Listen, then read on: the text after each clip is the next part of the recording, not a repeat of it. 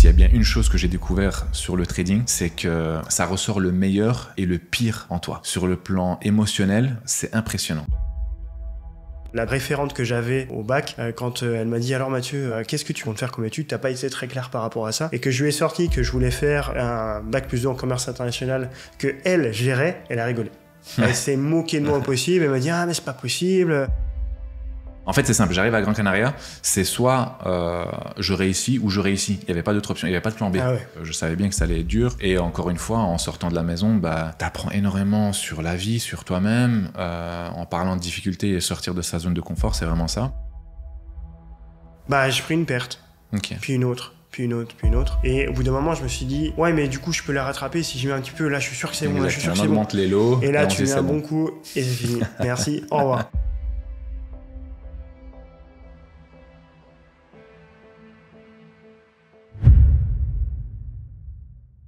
Bonjour à tous, merci de regarder cette vidéo. Aujourd'hui, on retrouve Adnen, que vous avez probablement déjà vu sur certains contenus Raise My Fund.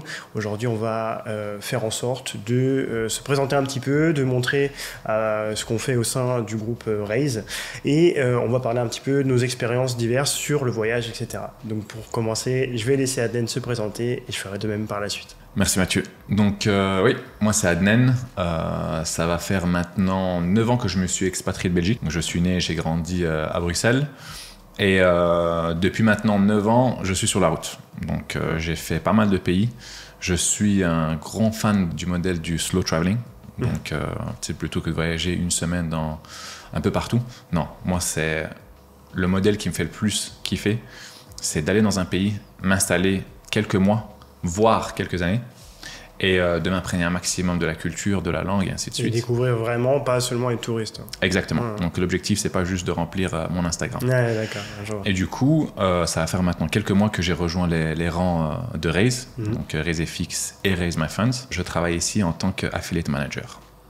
Plus côté, du coup, anglophone. Yes, exactement. Ouais. Bon, de toute façon, on reviendra sur ça par la suite. Pour me présenter juste brièvement, parce que je pense que vous m'avez déjà vu sur certains podcasts, mais c'est vrai que j'ai jamais pris le temps vraiment de me présenter. Du coup, moi, je suis Mathieu Morel, je suis affiliate manager pour RaiseFX. Ça fait un petit peu plus d'1 an. 1 an et demi même, bientôt. Donc moi, mon rôle au sein de Raise, c'est vraiment d'accompagner tous les partenaires. Moi, je suis plus côté RaiseFX, même si je suis aussi sur l'environnement Raise My Fund. Mais l'intérêt, c'est vraiment de développer au maximum les partenaires, trouver les solutions pour développer leur business et de faire scaler toute la chose. Donc c'est vraiment apporter le maximum d'expérience, de par les expériences diverses que j'ai pu avoir avec d'autres partenaires et de par aussi mon background. Ok, d'accord. Très bien. Quand tu parles de background, donc tu viens d'où? Quelles sont les études que tu as faites, ton expérience qui t'ont mené donc ici chez Raise? Alors ça a été divers, j'ai fait des études de commerce dans un premier temps, donc j'ai été j'ai fait un bac plus 2 en commerce international, après j'ai fait une licence en responsable du développement commercial, et après en fait à la suite de ça je me suis dit plutôt que de refaire du commerce, ce que j'ai déjà fait pendant 3 ans, j'aimerais bien changer un petit peu et trouver un endroit qui va me challenger un petit peu, quelque chose qui va me changer un peu du quotidien, pas seulement rester sur du francophone. Faut savoir que j'ai fait commerce international, mais j'étais vraiment mauvais en langue. En anglais, j'étais nul au possible. J'avais 6 de moyenne. C'est dur à croire, pourtant quand on parle anglais... On dirait pas. Ouais, mais tu reviens de loin, quoi. Ouais, je reviens vraiment de loin. J'étais vraiment... voilà, je me fichais totalement des cours d'anglais. Et du coup, quand j'ai réalisé que c'était important, c'était un peu tard. Et j'ai pris la décision de m'expatrier, tout comme tu l'as fait. Moi, je me suis expatrié en 2021. Je suis parti à Malte. Donc, c'était pas ma première expatriation. Pas mon premier voyage entre guillemets, ce que j'avais déjà fait lors de mes études. J'étais parti 5 semaines aux Pays-Bas, au nord des Pays-Bas. Et puis après, je suis parti sur Malte où j'ai découvert un petit peu plus le monde du trading. On y reviendra juste après, mais de comment je suis venu au trading. Mais voilà, j'ai passé par Malte, ensuite j'ai évolué, et puis maintenant je suis plus vraiment sur Malte. Pareil, on reviendra dessus. Mais du coup, toi, tu es arrivé chez RaiseFX depuis pas très longtemps. Au niveau de Malte, c'est pareil, ça fait par contre un petit peu plus longtemps, même plus longtemps que moi. Donc voilà, je vais te laisser parler un petit peu de tout ça. Ok, très bien. Ce qu'il en est. Donc du coup, comme je l'ai dit, je m'étais expatrié maintenant, ça fait un peu plus de 9 ans. Et en fait, l'idée de l'expatriation est arrivée assez jeune, je dirais. Donc j'ai eu la chance de voyager très jeune, dès l'âge de 3 ans. Mes parents m'ont envoyé en Tunisie. Donc ça, c'était assez sympa. J'ai vraiment eu cette chance de passer au minimum 2-3 mois par an jusqu'à mes 14 ans. Donc j'ai baigné dans cette diversité en termes de culture. Donc ça, c'était vraiment génial. Et ça m'a aidé déjà au niveau des langues. Ouais. Donc tu te doutes bien, en grandissant au sein d'une famille bilingue, ça t'aide. Ouais. Et après, une fois, donc j'ai terminé avec, pour sur le modèle français, je dirais un bac S. Donc en Belgique, c'est pas du tout comme ça. Ouais. Ensuite, je suis parti, j'ai commencé par des études de Sciences Po. C'était intéressant, mais c'était pas trop ce que je recherchais. Je cherchais essentiellement en fait une filiale commerciale. C'est quelque chose qui m'a toujours plu, la partie tchatch avec les gens, tu sais, discuter le rapport social, le fait d'apporter de la valeur aux gens, etc. Moi, c'est vraiment quelque chose qui m'a toujours plu. Et j'ai eu la chance de travailler très jeune, à l'âge de 17 ans. J'avais mon premier poste et je vendais des produits artisanaux thaïlandais à la Défense. Et du coup, donc ça, c'est à l'âge de 16-17 ans que je fais mes premiers pas donc, dans le milieu commercial. Ensuite, donc, je choisis la filiale de Sciences Po. Ça me plaît pas trop. Pour rien te cacher, c'était pas vraiment le milieu dans lequel je voulais évoluer. Et j'entends parler d'une haute école avec l'option marketing.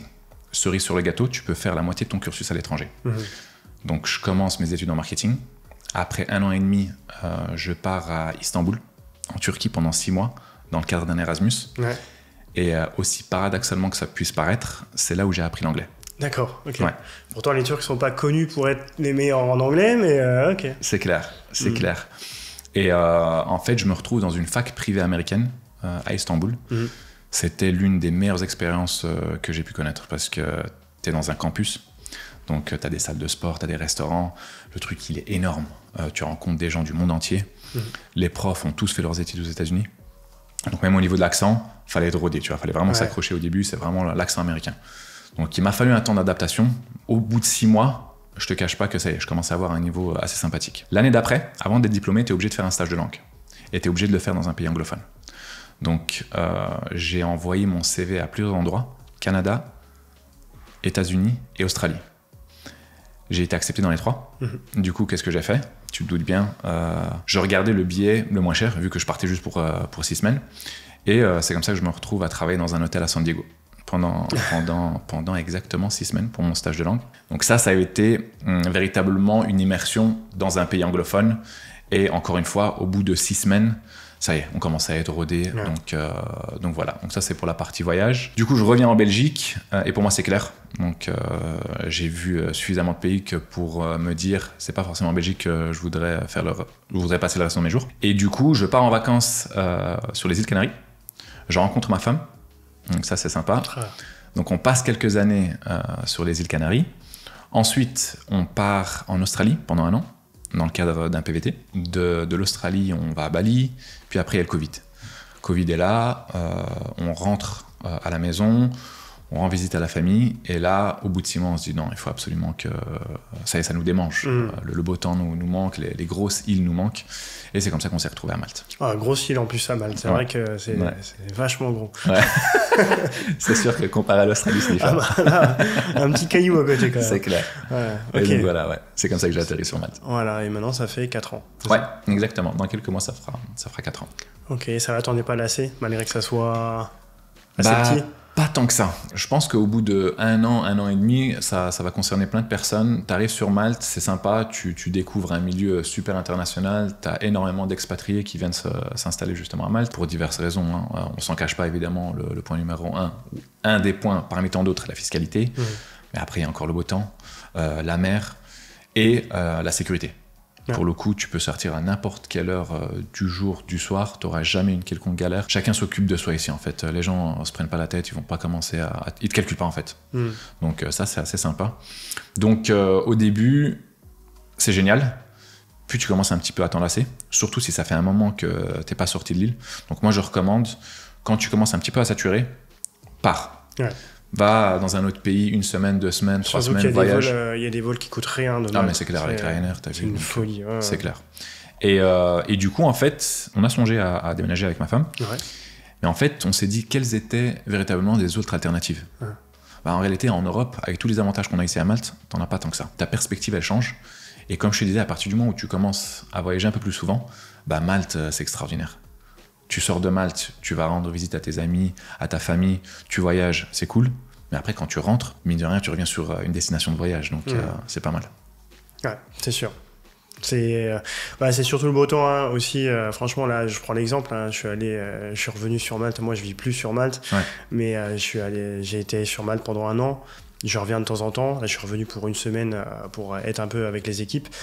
Mais juste, ce qui est flagrant, c'est... tu ouvres la porte, tu vois un grand ciel bleu, grand soleil et tout, juste ça te met en joie pour ta journée. Ouais. C'est juste ça, quoi. Ouais. Non, je suis tout à fait d'accord. L'expatriation, c'est une bonne chose. Et je pense que quand on y a goûté, c'est pas facile de revenir à ses racines. Non pas qu'on quitte le pays où on est à la base parce qu'on l'aime pas. Moi, je prends l'exemple parce que moi, je suis français. La France, j'aime la France à 1000%. Alors moi, c'est même pas une raison fiscale puisque je suis encore en déclaration fiscale en France. Je suis entrepreneur français, donc je paye tout en France. Yes. Donc on peut pas me dire ouais, t'aimes la France mais tu la quittes pour la fiscalité. Non, du tout. Mais moi, j'ai quitté la France parce que je savais qu'il me fallait de l'anglais. Du coup, je disais, je suis allé à Malte pour l'anglais, donc je suis resté 6 mois en école de langue où je suis passé d'un niveau A2 à C1. Ouais. Donc j'ai fait un gros gap quand même en 6 mois. Et en fait, je suis à la base, si on parle un petit peu aussi du trading, de comment on est arrivé là-dessus.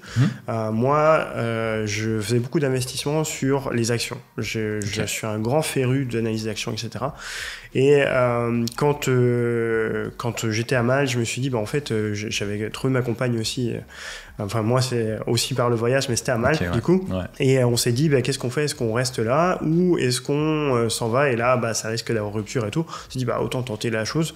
Donc, on a décidé de rester. Moi, j'ai trouvé un job et donc j'ai trouvé dans une communauté trading maltaise qui m'a permis d'évoluer en tant que closer et formateur. Donc, j'ai appris au sein de la communauté grâce aux traders qui avaient à ce moment-là, plus tout ce que, vu qu'on est baigné dans l'environnement, j'étais baigné dans l'environnement, j'étais obligé d'apprendre ce qu'il y avait.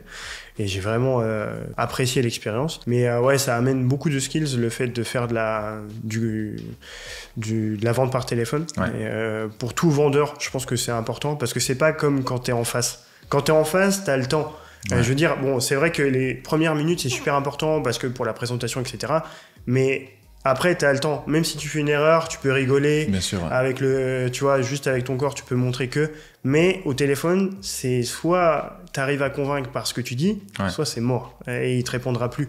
Il peut se prendre la porte de sortie facilement. Oui, et puis même c'est facile. Hein. T'as 10 secondes pour attirer leur attention. Ouais. Eux, ils se prennent pas la tête, ils t'ont jamais entendu. C'est très facile pour eux, ils raccrochent et ça change strictement rien. Quoi. Exactement, alors que partir en courant quand t'es en face, c'est moins facile. C'est sûr que c'est plus compliqué. Mais ouais, du coup, je suis rentré dans cet environnement grâce à ça. Et puis par la suite, moi aussi, j'ai pas mal bougé. Donc après Malte, je me suis dit, qu'est-ce que je fais? Est-ce que je reste en fait, on s'est posé la question, parce que vu que j'étais en couple à ce moment-là, est-ce qu'on s'est posé la question, est-ce qu'on reste sur cette petite île où là, comme tu l'as dit, au bout d'un moment, quand t'as fait le tour de Malte, tu dis, ok, là c'était cool, sur une certaine période, je pense que en vrai, les 3-6 premiers mois, tu découvres plein de trucs, tu rencontres plein de monde, c'est génial, et au bout d'un moment, tu te lasses un petit peu. Surtout que moi, je suis issu de... Tu vois, en France, j'habite dans la campagne. Malte, c'est pas l'endroit le plus vert du monde, donc j'avoue que j'avais un petit peu le mal du pays au bout d'un moment. Et on s'est posé la question et de par les études de ma compagne, on a pris la décision de partir en Italie. Et puis moi, du coup, j'ai repris des études aussi en même temps. Okay. Donc j'ai fait un MBA qui était en même temps que mon poste chez Raise. Donc ça, je pense que les partenaires qui sont avec moi depuis un petit moment, ils l'ont jamais su. Mais en plus de mon poste chez Raise, le week-end, j'avais le MBA parce que le vendredi après-midi et le samedi, j'avais mes cours. Et puis tout au long de la semaine, j'avais les examens, etc. Okay, d'accord. Et donc je l'ai fait à Milan. Maintenant je vis à Milan depuis 2 ans. Et puis voilà, après je pense que je vais pas tarder de bouger. Je sais encore pas trop où, mais voilà, c'est la suite aussi. Qui sait, on te retrouvera peut-être à nouveau ici à Malte. J'ai pas envie de dire je l'espère, mais pas loin. On croise les doigts. Ouais. Tu as mentionné quelque chose de, je pense, assez intéressant. Donc comment est-ce que tu as réussi à jongler ton temps en sachant que donc, tu travaillais ici pour Raise, tu avais un MBA et tu as aussi une partenaire. Donc, comment est-ce que tu arrives à trouver le juste milieu au niveau du fameux life-work balance? Ouais.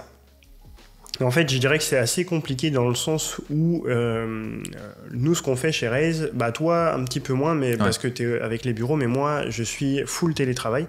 Ce qui fait que c'est pas évident c'est soit tu travailles à la maison ou tu vis au travail. Ouais. Et ça, c'est toute la nuance. Ouais. Et en fait, au début, quand je suis arrivé chez Raise, j'ai une bonne charge de travail et j'en ai encore une très bonne, mais quand je suis arrivé, je devais en plus apprendre tout le milieu brokerage, en plus d'assister les partenaires, etc. Et du coup, c'était assez intense parce que forcément, j'avais aussi, comme tu l'as dit, les cours qui étaient à côté qui démarraient en même temps. J'avais ma compagne que je pouvais pas délaisser non plus. Et donc, j'avoue que je pense que pour les 6 premiers mois, j'ai de la chance que ma compagne, elle soit derrière moi et qu'elle soit pas embêtée par le fait que je travaille beaucoup. Parce que c'était non-stop. Vraiment, j'avais que le dimanche pour me reposer. Mais voilà, après, réussir à jongler, c'est un équilibre déjà dans le couple, je pense. C'est important que la personne avec qui on vit, elle comprenne. Elle a très bien compris que j'arrivais dans une situation où je débute quelque chose que je connais pas dans 2 environnements différents.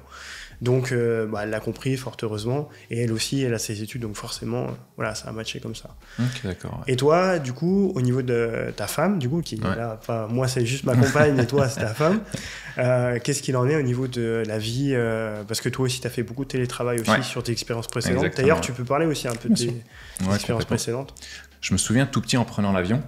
Je voyais souvent des personnes en costard cravate avec soit une tonne de papier, soit un laptop, et qui bossaient. Et je me dis, c'est le rêve. Ils ont l'air de kiffer, les gars, ils taffent et ils voyagent.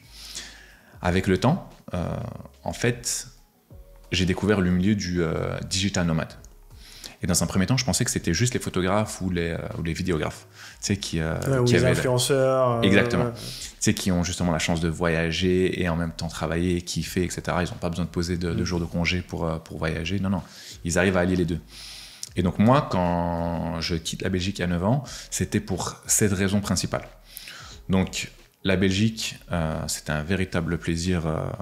Toutes les années dans lesquelles j'ai passé en Belgique, c'était vraiment génial. Encore une fois, ma famille là-bas, mes amis sont là-bas. J'y retourne encore régulièrement. Le seul hic, c'est le temps. Le temps est pas fou. Je crois qu'il va pleuvoir 10 mois par an, donc très gris. Et depuis tout petit, c'est quelque chose qui m'a embêté. Donc je voyais bien que ça avait un impact sur mon humeur, sur ma motivation, et ainsi de suite. Et du coup, je me suis dit, une fois que je suis diplômé, je veux absolument m'expatrier dans un pays ensoleillé. Pourquoi ? Pas pour la facilité, mais pour la difficulté. Parce que notre génération, il y a de fortes chances que nous, la retraite, on n'en est pas. Donc on va travailler pour le restant de nos jours. Donc quitte à travailler pour le restant de ta life, autant travailler dans les meilleures conditions qui soient. Et donc je me suis dit, en m'expatriant dans un pays ensoleillé, je vais pouvoir être en congé dès que je sors du taf. Autrement dit, tous les jours après 16, 17, qu'importe l'heure que vous finissez le travail, ça y est, t'es en vacances. Tout le week-end, t'es en vacances. Donc c'est génial. C'est vrai. Et du coup, j'arrive à Gran Canaria. Et donc ça, c'était il y a 9 ans. Et je commence à postuler à gauche à droite. Faut savoir que je travaillais à la Commission européenne et au Parlement européen en tant qu'étudiant. Ah ouais. Ouais, donc c'était vraiment génial. Je travaille dans le département logistique. Et c'était génial. Je rencontrais un tas de beau monde. Et le truc qui revenait souvent d'ailleurs, c'est aussi l'une des raisons qui m'a poussé à partir, c'était, je voyais constamment le même scénario. Les gens qui partaient en vacances revenaient super excités en racontant leurs vacances et ainsi de suite, mais après ça y est, ils revenaient sur leur routine et savaient que les prochaines vacances c'était que dans 6 mois, soit Noël, soit en été. Et donc moi j'arrive à Gran Canaria, je commence à postuler et je parle déjà anglais, français, arabe, tunisien. Pour la petite anecdote, à chaque fois que j'allais postuler quelque part, on me disait « Aquí puedes hablar cualquier idioma del mundo, si no habla español no va a encontrar nada ». Autrement dit, tu peux parler toutes les langues du monde. Ici, à Gran Canaria, si tu parles pas en espagnol, c'est mort. Ouais. Tu vas pas taffer, tu vois. Donc, nouveau challenge. Je me mets à bosser à fond l'espagnol pendant 4 à 5 mois. D'abord en solo et puis après en cours intensif. Et puis, je commence à trouver mon premier boulot. je travaille dans un coworking space. Ça, c'est génial. Donc, je m'occupe de toute la partie communication et promotion du coworking space. Là, je rencontre justement un max de monde et tous, en fait, sont des digital nomades. Et c'est pas que des photographes ou des influenceurs, que du contraire. Tu as absolument de tout. Et donc là, ça m'ouvre déjà de nouvelles perspectives. Ensuite, je postule pour un nouveau boulot, un deuxième travail, un troisième, quatrième. Et là, je commence à travailler pour un exchange en crypto. Okay. Donc là, c'est génial parce que maintenant, je travaille 100% en remote. Et c'est comme ça qu'on a pu partir justement en Australie et commencer à vivre ce fameux lifestyle de digital nomade. Ouais. Donc, tu travailles d'un peu partout dans le monde. Donc, ça, c'est super. Puis après, donc, on arrive à Malte. Et en fait, je veux me lancer solo dans le trading. Ah. Voilà, donc on arrive justement au fameux sujet. Comment est-ce que tout démarre? Donc, comme je disais, je commence à travailler pour un exchange. Donc l'exchange, c'est un crypto exchange assez grand. Et j'investis. Et donc, ça y est, j'ai un bon bag en termes de savings. Et là, je me dis, vas-y, je me lance dans le trading. Garde erreur. C'est plutôt l'inverse, normalement. Tu commences à trader et puis après, tu investis. Du coup, je touche un peu à tout. Honnêtement, j'ai pris en plus l'approche la plus hardcore qui soit, c'est le scalping.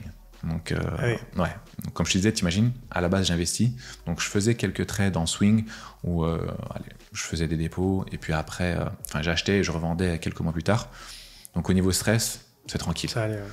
Par contre, quand tu te mets à scalper, quand tu attends les heures d'ouverture des marchés américains ou anglais, c'est pas la même. S'il y a bien une chose que j'ai découvert sur le trading, c'est que ça ressort le meilleur et le pire en toi. Ouais.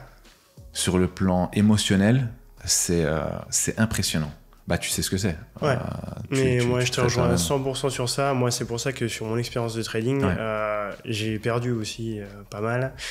Mais encore une fois, il y a un pourcentage de personnes qui perdent, pourcentage de personnes qui gagnent. Ouais. Mais en fait, la seule chose qui va déterminer, c'est la perte, tout le monde va en faire. La seule chose qui va déterminer, c'est de trouver les clés pour pouvoir, au bout d'un moment, se dire, OK, je vais perdre dans tous les cas, mais l'essentiel, c'est de gagner plus.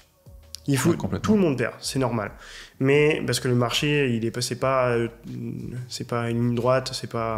Mais moi, j'ai très vite compris que le stress sur les marchés, j'arrivais pas à. Tu vois, c'est toujours la même chose. Quand on dit les comptes démo, c'est très bien. Ouais. Mais quand tu passes sur le réel, c'est pas autre chose. Ouais. mais c'est toujours ça. Par exemple, moi, je me rappelle quand j'ai commencé le domaine des propres firmes, la première que j'avais pris n'est plus actuellement. On est deux. Mais quand je l'ai pris, je me suis dit, ça, c'est de la démo, je vais pas avoir de stress sur la démo. Ouais, pas du tout. J'ai stressé au possible. Et du coup, en fait, j'avais mon plan de trading, j'avais mon carnet, j'avais tout. Mais, j'ai pris une perte. Okay. Puis une autre.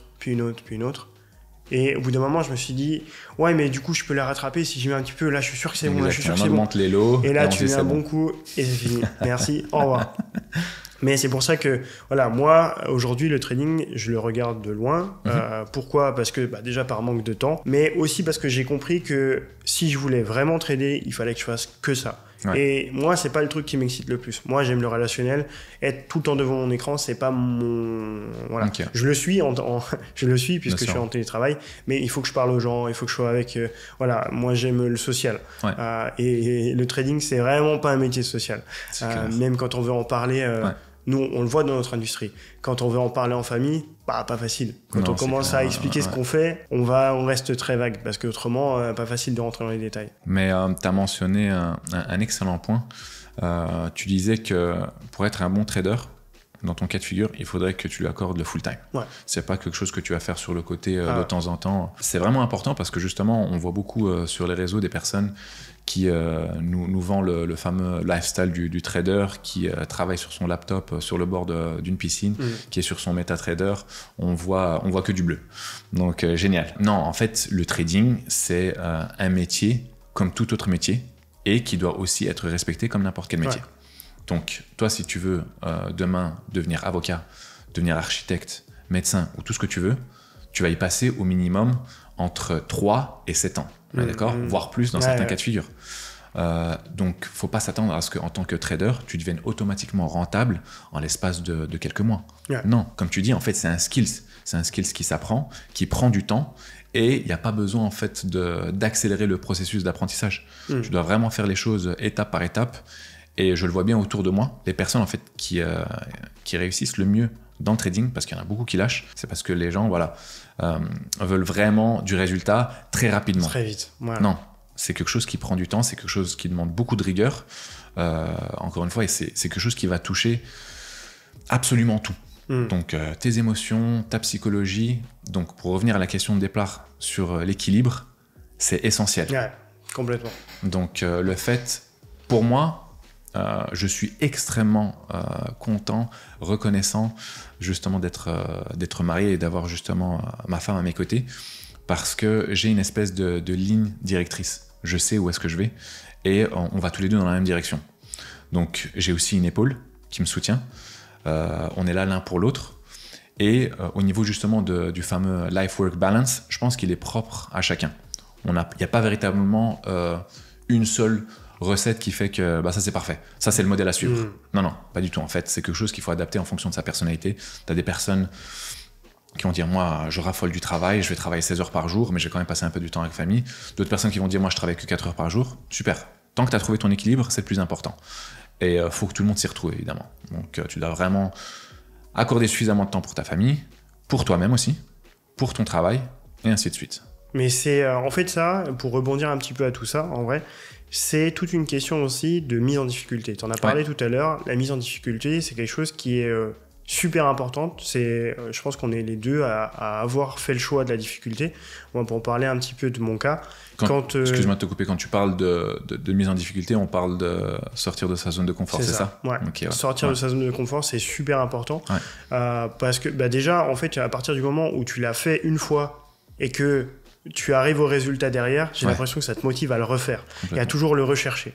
Moi, je prends mon cas. Quand j'ai quitté la licence que j'avais fait, en fait, la destination facile, c'était je fais le master. Voilà. J'ai un master en français, j'ai mon master, j'ai fini, merci, au revoir, je vais faire ma petite vie tranquille dans la même ville, etc. Mais première mise en difficulté, je me suis dit, ou même, en vrai, j'ai envie de revenir en arrière, juste avant ça, moi j'ai toujours été mauvais en langue, et quand j'ai fini mon bac avec 6 de moyenne, plutôt que de prendre la voie commerciale française normale, j'ai dit, ok, commerce, en vrai, j'ai déjà une petite fibre commerciale, de par mes parents, etc. En fait, ce qu'il faut que j'apprenne maintenant, c'est quelque chose que j'ai pas. Ce que j'ai pas, c'est la langue. Du coup, je vais aller en commerce international. Bon, je dois avouer que ça n'a pas plu à tout le monde. Quand j'ai dit à mes parents que j'allais faire du commerce international alors que j'étais une bille en langue, quand j'ai dit ça à la chef de section qui était la référente que j'avais déjà au bac, quand elle m'a dit « Alors Mathieu, qu'est-ce que tu veux faire juste après? Qu'est-ce que tu comptes faire comme étude ?» T'as pas été très clair par rapport à ça. Et que je lui ai sorti que je voulais faire justement un bac plus 2 en commerce international que elle gérait, elle a rigolé. Elle s'est moquée de moi au possible. Elle m'a dit « Ah, mais c'est pas possible. T'as 6 en anglais, t'as 12 en espagnol. » Jamais. Et donc, je lui dis, je vois pas pourquoi, etc. Moi, je suis là pour apprendre, justement. L'intérêt du diplôme, c'est de progresser. Si je lui donne un truc que je connais déjà juste pour avoir le diplôme, ok, j'aurai le papier, mais au final, j'aurais rien appris.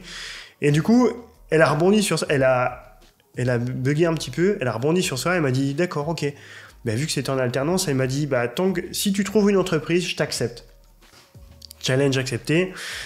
Durant tout l'été, j'ai bombardé les CV. J'ai envoyé plus de 300 CV, franchement, plus de 300 CV facile. T'étais motivé. En fait, j'avais mon job d'été et j'avais du temps durant ce job d'été. Donc, dès que je voyais un truc, hop, j'envoyais. J'ai eu très peu de réponses parce qu'en plus, on était en plein été, donc forcément, les RH sont pas là, etc. Les plus de réponses que j'avais, c'était t'as jamais rien fait, alors pourquoi tu veux? En plus, t'es nul en langue, merci, au revoir. Donc, c'était pas simple.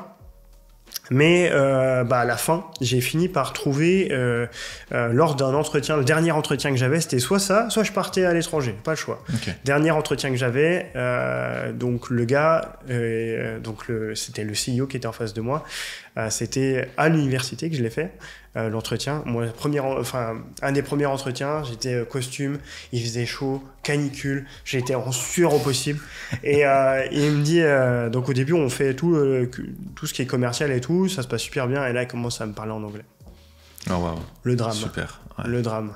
Et là, quand il commence à me parler en anglais, il me pose une question simple au possible. Il me demande simplement quel est le pays de mes rêves. Ok. C'est facile là, ouais. Simplement. Ouais. Décris-moi le pays de tes rêves. Ok.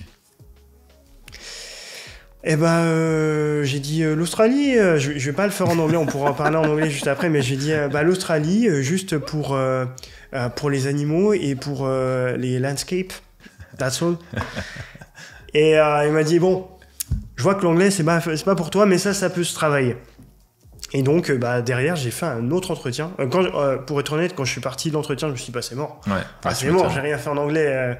Mais quand je suis parti de l'entretien, j'ai eu la bonne nouvelle de repasser un deuxième entretien. Et au final, j'ai décroché la chose. Mais la première mise en difficulté, du coup, c'était ça. C'était de prendre le risque de pas prendre le premier cursus facile. Ouais. Et de prendre un cursus plus difficile où là, je sais que je vais vraiment apprendre quelque chose. Et après, en fait... Tout mon cursus a été rythmé par de la mise en difficulté parce que là, il y avait cette première mise en difficulté. Par la suite, quand je suis passé en Bac plus 3, c'était pas de mise en difficulté, c'était assez facile. Mais quand j'ai fini mon Bac plus 3, je me suis dit, là, il faut vraiment prendre une décision. Et j'ai pris la décision, du coup, de partir à l'étranger. Donc, pareil, tu arrives dans un pays que tu connais pas. Mon anglais est pas très bon. Ouais. J'arrive à Malte dans une chambre avec un autre étudiant qui, lui, est... sûrement bilingue, parle très bien anglais. Voilà, exactement. Et pas du tout. Pas du tout. J'arrive là-bas, pour une petite anecdote, j'arrive du coup dans cet hôtel, je me dis génial, je vais avoir un coloc qui va être je sais pas moi, qui va me parler anglais, je vais me forcer à parler anglais, ça va être génial. J'arrive tard le samedi, j'ouvre la porte qui m'était réservée et là une odeur déjà, un mix entre des odeurs d'herbe que je tairai le nom et de chaussettes moyennement propres. Et je tombe sur un Colombien. Alors, j'adore les Colombiens, il n'y a aucun souci là-dessus. Mais cette personne était, ma foi, très gentille, mais ne me parlait pas un mot d'anglais. Pas un mot. Et donc, heureusement, j'avais quelques bases en espagnol, ce qui m'a permis d'échanger en espagnol. Mais au début, du coup, j'arrive dans un pays pour apprendre l'anglais, ce qui fait que quand je suis dans ma chambre, je parle en espagnol avec le gars. Ouais. Et quand je vais en cours, j'essaie d'apprendre l'anglais, sauf qu'il y a des mots d'espagnol qui arrivent. Du coup, ça faisait un joyeux bordel quand j'essayais de parler. Mais bon, petit à petit, voilà, je m'y suis mis. Et puis, voilà. Petit à petit, ça a toujours été... Mais c'est cool, pour le coup, t'as fait d'une pierre deux coups. T'as pu booster ton espagnol et en plus travailler ton anglais. C'est sûr. Mais j'ai pas poursuivi l'espagnol, du coup, je suis pas... Okay, on va dire que je parle pas assez. Okay. J'ai des bases, mais pas assez. Mais du coup, par contre, l'anglais est bien monté. Mais toi, du coup, là, on a vu tout à l'heure que tu parlais espagnol. Ouais, vite fait. En fait, c'est simple. J'arrive à Gran Canaria, c'est soit je réussis ou je réussis. Il n'y avait pas d'autre option, il n'y avait pas de plan B. Tu vois ce que je veux dire ? Donc, j'ai tout donné et surtout... Je voulais pas avoir de regrets, me dire, parce que j'en ai vu plein qui s'étaient expatriés et qui arrivaient, qui passaient quelques mois, ils tuaient leur savings et ils rentraient à la maison. Et c'était pas du tout ce que je voulais. Donc je savais bien que ça allait être dur. Et encore une fois, en sortant de la maison, t'apprends énormément sur la vie, sur toi-même, en parlant de difficultés et sortir de sa zone de confort, c'est vraiment ça. On essaye de se développer de plus en plus sur la partie anglaise et du coup, tu es la personne dédiée à ça. Ouais, exactement. C'est véritablement pour la partie anglophone qu'on m'a embauché à la base. Ouais. Donc, c'est assez sympa. Mais écoute, ça commence déjà très bien. Hein. On a déjà pas mal d'anglais qui ont rejoint la team, exactement. Et ils s'y plaisent très bien. Ouais. Donc, on n'a qu'une hâte, c'est de voir justement cette croissance continuer, quoi. C'est ça, et que ça soit des personnes qui soient anglais natifs, du UK, etc., mais aussi des personnes qui sont comme nous. Nous, on est français, mais on peut parler anglais. Et pareil pour les partenaires, des Italiens, des Espagnols, peu importe. Exactement. Du moment qu'on arrive à se comprendre, tout va bien. Et je pense que tout le monde est bienvenu. Donc voilà, plaisir de travailler avec avec n'importe quelle nationalité. Moi c'est vraiment un point qui me botte, parce que là, on parle un petit peu de voyage, etc. Mais si on peut retransmettre le voyage dans nos partenaires, moi, je prends l'exemple du portefeuille partenaire que je peux avoir. Moi, j'ai des... principalement francophones, puisque RaiseFX est principalement francophone, mais j'ai aussi Espagne, Turquie, Maroc, UK, j'en ai pas beaucoup eu encore, à part les nouveaux qui viennent d'arriver, et là j'ai avoir plaisir aussi à pouvoir parler un petit peu avec eux. Ça va être, c'est clair. Ça va être quelque chose avec l'accent, mais ça promet des belles choses. Non, c'est vraiment plaisant de pouvoir évoluer au sein de toute cette industrie qui est entourée par des mastodontes de l'industrie. C'est vraiment David contre Goliath, c'est ce que j'ai l'habitude de dire. Complètement. Donc, cœur de vraiment faire monter le projet, et de voir qu'il y a aussi beaucoup de partenaires qui sont d'accord avec ça, sur le fait que, oui, on est un petit broker, mais un petit broker qui fait sa place. Donc, ça fait plaisir. Et du coup, j'en profite aussi pour remercier tous les partenaires qui vont voir ce podcast, partenaires que j'accompagne, etc. Parce que j'essaie d'être le plus présent avec vous, et on essaye dans la team Raise d'être à fond derrière. Il y a beaucoup de choses qui se préparent, beaucoup de belles choses qui vont s'améliorer. Je sais que je ne vais pas parler du CRM qui est attendu par beaucoup de partenaires, et à qui je promets, plus de date. Voilà, à qui je promets depuis des mois, mais ça arrive, arrive. C'est ça, mon souffle. Vraiment, exactement. Ça arrive. Donc voilà, pas mal de belles choses, et on a eu aussi au niveau Raise My Fund. Là, au moment où on tourne le podcast, je ne sais pas quand il sera publié, mais on a eu juste avant la keynote, la première keynote. Exactement. Qui s'est super bien passée. C'était top. Franchement, des belles choses qui sont en perspective pour Raise My Fund, parce que on le voit dans les locaux, on essaie d'innover. Là, on a une nouvelle salle podcast. Vraiment, c'est plaisant. Et en plus, on a des membres d'équipe qui sont nouveaux, qui sont rayonnants. Regardez le sourire d'Adnel. Et surtout qui se plaisent énormément au sein de la team. Donc ça, c'est cool. Et d'ailleurs, j'en profite.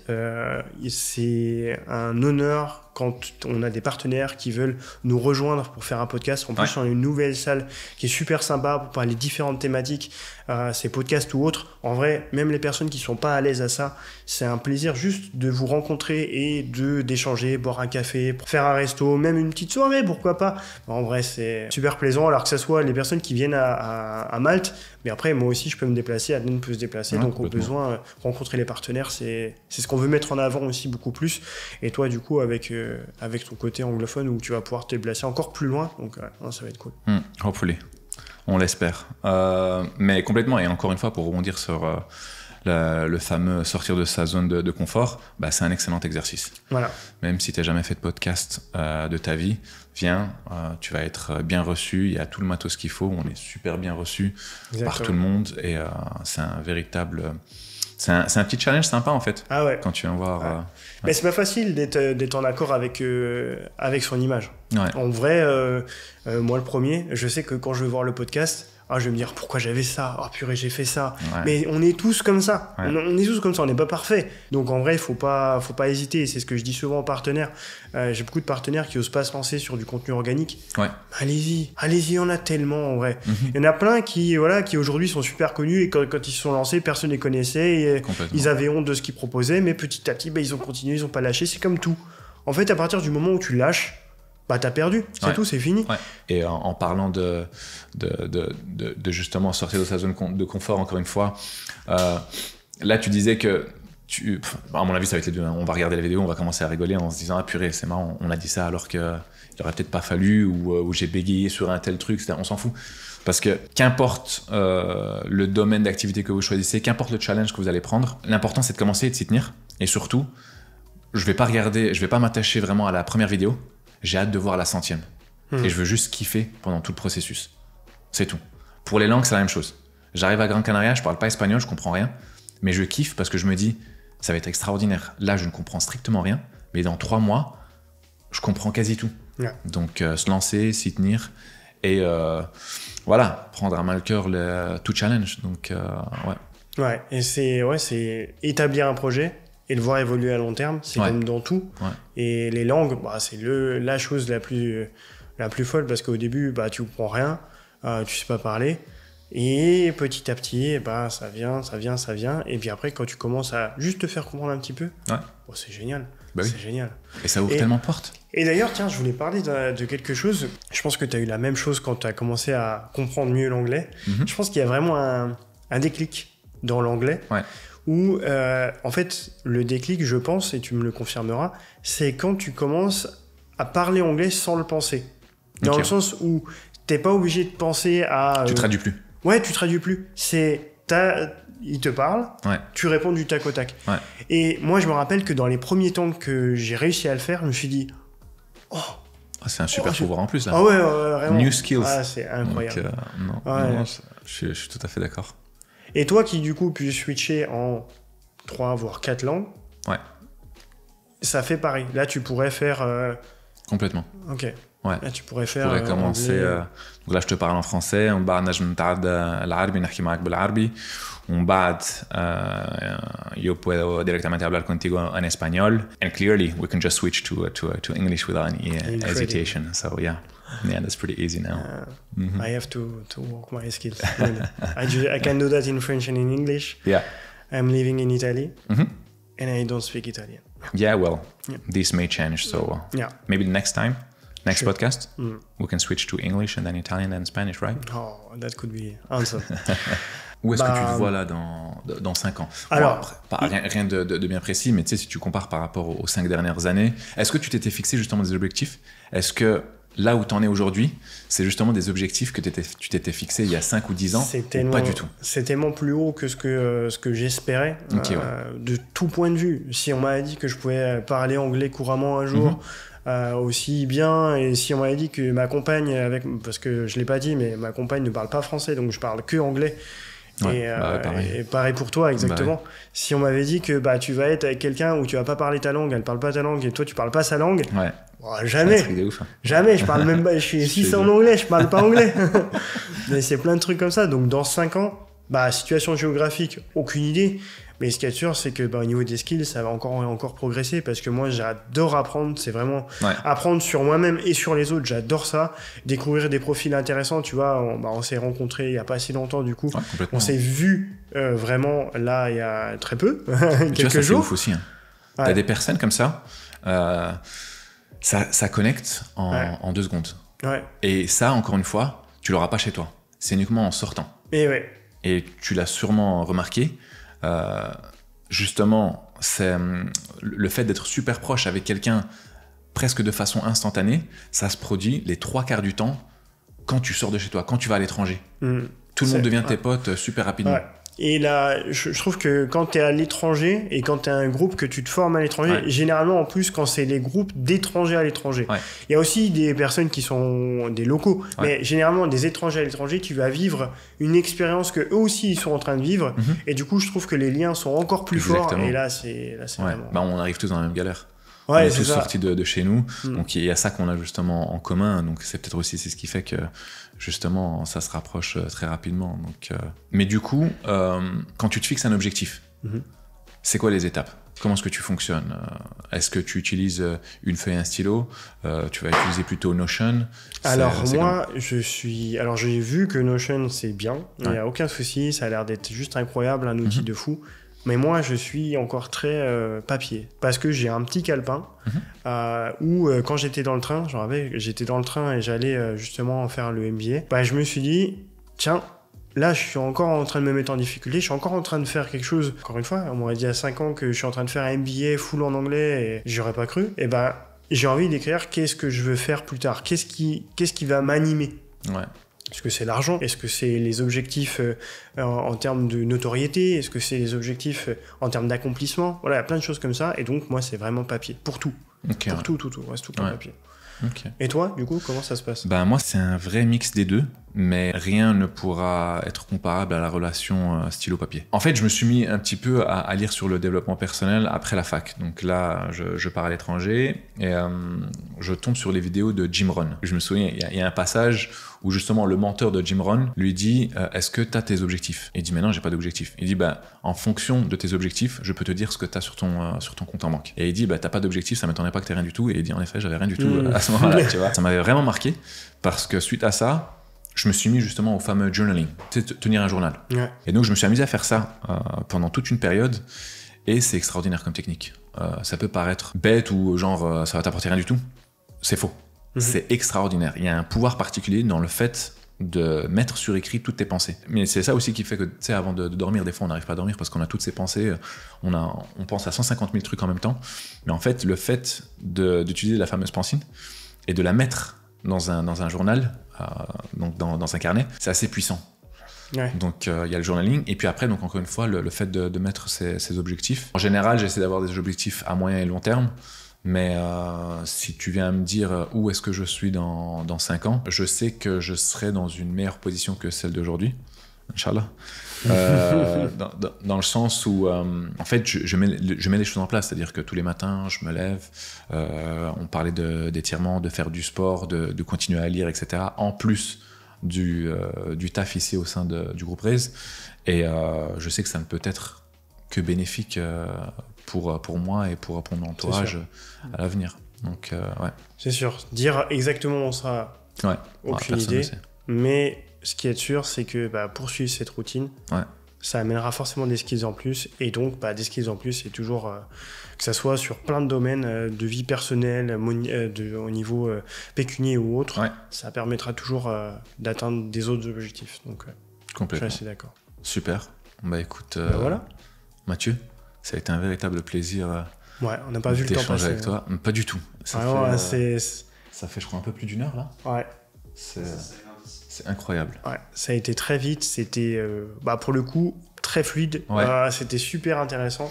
En tout cas, de notre point de vue, c'était très intéressant. Ouais, exactement. Après, à vous de nous dire, pour le coup, ce que vous en avez pensé. Et on a hâte de lire vos commentaires, de recevoir vos retours. Ouais. Et on a hâte aussi de tourner les prochaines vidéos. Pareil, encore une fois, si vous avez des idées de vidéos, si vous avez des idées de sujets en particulier que vous voudrez qu'on aborde entre nous, au sein de Raise, mais aussi avec nos partenaires, n'hésitez pas à mettre tout ça en commentaire. Donc voilà. Le mot de la fin, Mathieu ?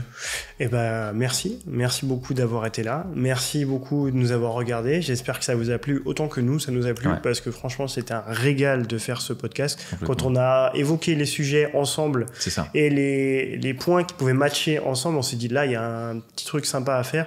Donc oui, comme l'a dit Annen, si vous avez des sujets à nous conseiller, moi j'aurai à cœur de revenir sur Malte pour en tourner des nouveaux, parce que c'est un exercice qui est vraiment sympa, je trouve. Ouais, complètement. Mais encore une fois, il faut que ça plaise, donc n'hésitez pas à laisser vos commentaires, mais de mettre forcément un petit like si ça vous a plu. Et puis voilà, en tout cas merci beaucoup, et puis à la prochaine chez le groupe Raise. À bientôt, bye bye. Parfait. Nice. C'est incroyable. C'était extraordinaire. Ah, il était extraordinaire.